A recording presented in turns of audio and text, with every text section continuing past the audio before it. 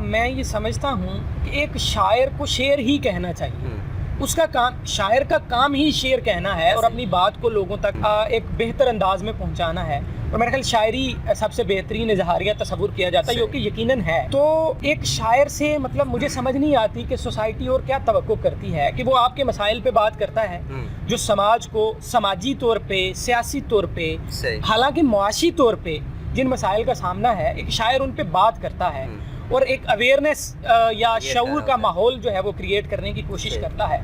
तो इससे ज़्यादा भरपूर काम मुझे समझ नहीं आती कि शायर से लोग क्या तवक्को करते हैं। मगर हाँ, अब शायरी हम ये महसूस करते हैं कि हमारे अगरचे ये जो मिथ है ये भी अभी टूट रही है कि शायर जो है वो अपने पेशे से अर्न नहीं कर सकता, यानी शायर गरीब मारा जाता है। मेरे ख्याल में इशू भी यही है कि फैमिली को भी यही होता है कि भाई ये शायर बन गया, आप अर्निंग कहाँ से होगी। मगर ये मिथ अभी खत्म हो रही है, अभी सोशल मीडिया ने इस मिथ को तोड़ा है।